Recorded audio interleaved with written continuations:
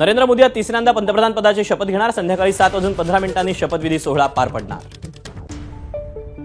नरेंद्र मोदींनी राजघाटावर घेतलं दर्शन। मोदींकडून राजघाटावर महात्मा गांधीजींच्या समाधीला वंदन। राजघाटानंतर अटल बिहारी वाजपेयींच्या स्मृतीस्थळाला नरेंद्र मोदींकडून अभिवादन। नरेंद्र मोदींकडून वॉर मेमोरियल इथं शहीदांना अभिवादन। तिसऱ्यांदा शपथ घेण्याआधी शहीदांचं स्मरण। इंडियामधून आज अंदाजे 52 ते 55 मंत्री शपथ घेण्याची शक्यता। यात भाजपसह शिवसेना, राष्ट्रवादी, टीडीपी, जेडीयूसह अनेक पक्षांचा समावेश।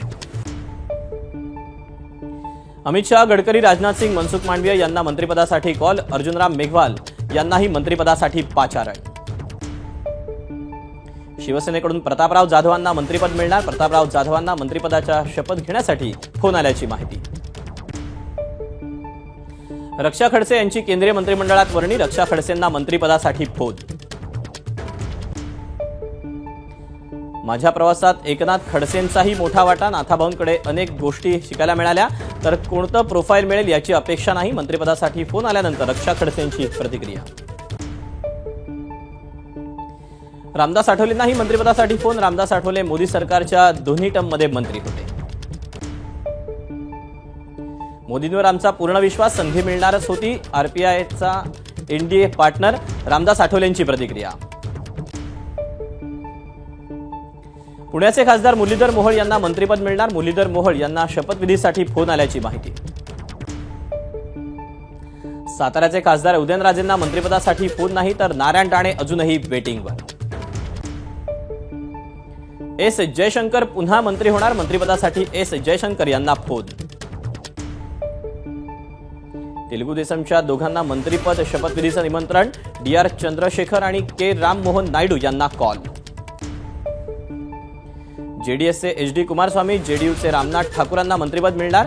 एलजेपीचे चिराग पासवान, जितनराम मांझी, जयंत चौधरी, अनुप्रिया पटेलांनाही शपथविधीसाठी फोन। एनडीए सरकारच्या शपथविधीसाठी 9 देशांच्या प्रमुखांना आमंत्रण। बांगलादेश, श्रीलंका, मालदीव, मॉरिशस, नेपाळ, भूतान आणि सेशल्सच्या प्रमुखांना आमंत्रण। शपथविधी सोहळ्यानंतर भाजप अध्यक्ष जे.पी. नड्डा यांच्या घरी स्नेहभोजनाचा कार्यक्रम आयोजित। भाजपचे सर्व खासदार, पदाधिकारी, राज्यांचे मुख्यमंत्री, उपमुख्यमंत्र्यांसह इतर पाहुणे उपस्थित।